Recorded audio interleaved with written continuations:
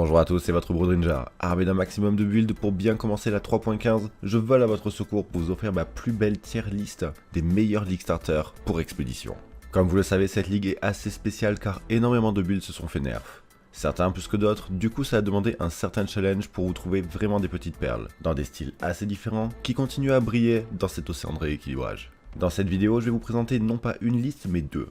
La première présentera des League Starters safe pour la 3.15 avec des starts existants. Et la deuxième sera des idées de start avec les nouveaux spells ou des skill rework, c'est parti. Premier build à faire son apparition dans cette liste, le Shattering Steel Champion, qui peut aussi bien se jouer en Lancing ou en Splitting Steel. C'est un build extrêmement tanky qui a très peu perdu avec le patch 3.15. Son clear reste bon, le mono-cible plus tard en Lancing est meurtrier, et on se retrouve au final avec un build champion qui gardera quasiment toute sa tankiness. Un gros clear à grands coups de projectiles et un mono-cible tout à fait honorable pour un League Starter. C'était déjà un League Start de choix avant le patch note, il fait partie des skills ayant reçu un buff, c'est validé.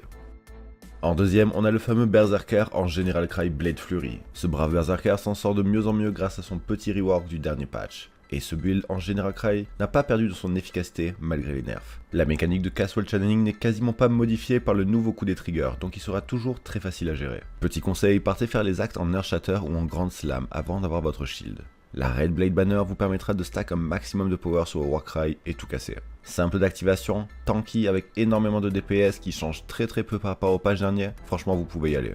Numéro 3, c'est le tour du Necro Invocateur d'arriver dans la place. Vous le connaissez, c'est un classique. Il n'a quasiment pas été touché avec les nerfs. C'est le Necro Zo full physical en zombie build. Avec ensuite très peu de currencies, vous aurez ensuite accès à un énorme build extrêmement tanky avec des dizaines de minions sur votre écran prêts à tout pour détruire en votre nom. Un build simple et efficace qui a fait ses preuves et qui pourra ensuite évoluer pour intégrer la Gem Reaper. Perso, ça sera mon starter donc je ne peux que vous le recommander. On continue avec un autre build invocateur comme ça c'est fait dans cette catégorie. Le Carrion Golem garde ses lettres de noblesse malgré les quelques nerfs des gemmes support comme Brutality ou Impale. Mais dans l'ensemble, le build reste vraiment très fort, surtout en décro. J'ai un peu peur qu'avec les nerfs de l'élémentaliste, le build n'arrive plus à survivre aussi bien aux nouveaux dangers qu'apporteront les maps. C'est un build qui peut se start comme intégrer des centaines d'exalt à l'intérieur en aura stacking, c'est validé. Je n'ai même pas besoin de le présenter, pour moi c'est le League Starter par excellence pour toutes les personnes qui voudraient un build ultra polyvalent. La Toxic Rain Raider reste à mes yeux la reine du League Start grâce à sa vitesse, sa tankiness et ses dégâts. Quasiment aucun nerf pour la 3.15, la Raider a perdu un peu d'effet on slow et 50% immune qu'elle retrouvera très vite dans son arbre. Dans l'ensemble, je trouve que cette ascendance est clairement dominante et elle vous permettra de farm bien plus rapidement que la future moyenne. Bref, je ne peux que vous pousser à jouer ce build si vous voulez tout casser facilement. Gros classico, mais je vous avais déjà prévenu au début, l'essence rein contagion est encore bien présent, solide sur ses appuis. Il présente toujours un des plus hauts potentiels de clear map avec le moins d'investissement. Le combo essence rein conta arrache toutes les maps, en contrepartie d'un mono cible vraiment pas incroyable à grand coup de blight. Ce build en 2 temps est assez simple à prendre en main, vraiment tanky et vous permettra de farm des maps avec une facilité déconcertante. C'est un League Starter de choix pour commencer cette nouvelle saison pleine d'incertitudes. On va passer à un gameplay assez spécial, les mines et les trappes. D'abord les mines, avec un build comme Blazing Salvo, qui malgré les nerfs des multiplicateurs de mana, garde vraiment un énorme potentiel de burst. Vous pouvez aussi vous orienter vers du Arc Mine pour un clear tout à fait satisfaisant, un Glacial Cascade pour un mono-cible absolument dévastateur, et un Ball Lightning pour une version assez polyvalente. De l'autre côté, vous avez les trappes qui gagnent énormément de DPS grâce au patch 3.15. De gros builds qui n'étaient pas forcément populaires vont sortir de terre avec le Ice Trap qui est extrêmement efficace, arrachant les maps ainsi que les boss au prix d'une réactivité un peu amoindrie à cause du gameplay trap. Vous pourrez aussi vous essayer au Lightning Spire Trap et au Seismic qui prennent un joli up mais qui sont un peu weird en termes d'utilisation pour ces derniers compte tenu du cooldown. Mais on va dire que dans mes classiques et dans mes recommandations, le Ice Trap est vraiment number one. On continue sur les strong builds du patch avec l'Occultiste en Vortex Cold Snap. C'est un grand classique qui aura perdu un peu de son pouvoir avec le Cold Dot multi des gemmes et le Big Nerf d'Hypothermia, mais ça reste néanmoins un build safe qui vous permettra de rouler sur le jeu tout en ayant un gros contrôle au niveau du gameplay. Ça fait partie des builds qui peuvent aller extrêmement loin et l'ascendance occultiste peut même switch plus tard sur d'autres builds very endgame en stack power charge. Notez qu'en early, le Cold Slinger est toujours possible malgré les nerfs. Je pense juste que vous aurez abandonné le gameplay bien plus tôt et switch sur la version classique, sinon vous manquerez rapidement de DPS. Mais pour l'early, c'est aussi validé. Pour les amoureux de mêlée, c'est votre tour. Le Lacerate Bleed fait toujours aussi bien le travail grâce à la tankiness hors norme du gladiateur, couplée à sa capacité à clear des maps sans aucun effort. Certaines gemmes de mêlée ont été nerfs, mais je pense que ça reste quand même un gros starter pour ce patch. Pour résumer, rapide, tanky, pas cher, c'est complètement validé. On switch sur un autre style totalement différent mais assez safe pour démarrer cette nouvelle saison, le Hierophant Freezing Pulse Ice Spear Totem.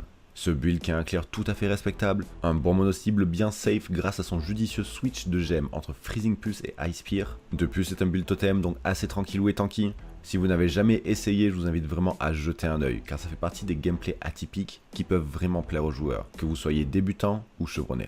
Je termine cette première partie de ma liste avec l'incontournable, le vénérable cérémoniel. Bien qu'étant un classique dans le game, il reste absolument dévastateur. J'ai nommé le Cyclone. Tellement de versions physical existent avec ce build. Slayer, Berserker, Sion, Raider, Gladiateur et enfin Champion. Ici pour le nouveau patch qui s'annonce. Ici pour ce nouveau patch qui s'annonce bien plus meurtrier que les derniers, je vous conseillerais la version en max block du Gladiateur ou la version Impale Facebreaker du Champion, car toutes deux proposent une tankiness incroyable malgré les nerfs, tout en maintenant un DPS bien au-dessus de la moyenne. J'ai personnellement un petit faible pour le Champion, mais il faudra pas le répéter. Vous connaissez mon top des League Starters safe pour ce patch. Ceux-ci sont prouvés comme étant énervés et ils ont passé le crash test des anciennes versions ainsi que du patch note. Maintenant j'aimerais vous proposer une deuxième petite liste, tout droit sortie de mon imagination tourmentée. Ceux-ci sont totalement possibles en théorie et représentent de bons League Starters. Si j'en trouve, j'essaierai de vous rajouter des POB dans la description ou des vidéos guides au fur et à mesure que le patch avance. Tout d'abord le Spectral Shield Throw qui s'est fait rework et qui est devenu ultra sexy. La tankiness du Glad est vraiment là et les dégâts qui ont été implémentés à l'intérieur de la gemme sont colossaux avec ce patch. Franchement, même s'il est dans la liste folle, si vous aimez SST, jouez-le à ce patch, c'est clairement le moment. Vous pourrez ensuite le coupler à un Shield Charge ou un Shield Crush ou les deux afin de faire un grand n'importe quoi à l'intérieur de vos maps. On passe à Winter Eye, nouveau spell qui balance une tornade avec des projectiles de glace. Je verrai clairement bien ce build fonctionner en occultiste, en self-cast, ou alors sur des builds totems assez spéciaux, en Dead Eye avec du chain, ou en hero de manière plus classique. Le Storm Rain aussi a l'air assez sexy visuellement. J'espère que les dégâts tiendront, mais je pourrais très bien voir un League Start sur ce skill en Raider évidemment, ou en Dead Eye. Les nouveaux totems avec Earthbreaker qui permettront de jouer avec des totems slam. En League Start, je choisirai le Tectonic Slam ainsi que le Chieftain pour soutenir cet opti. Je vous laisserai un Theory Craft de celui-là que vous pourrez utiliser comme bon vous semble. Mais je pense que ça alliera le gameplay safe des totems avec la violence visuelle des slams, à tenter. Et enfin mes deux builds préférés pour l'instant. Tout d'abord l'Absolution qui pourra se jouer en Guardian comme en Necro. Celui-ci permettra d'invoquer 3 sentinelles qui casteront Absolution avec beaucoup de violence, permettant un gameplay hybride comme Dominating Blow mais en type caster. Et finalement, mon League Starter pour ce patch, le Necromancer Reaper.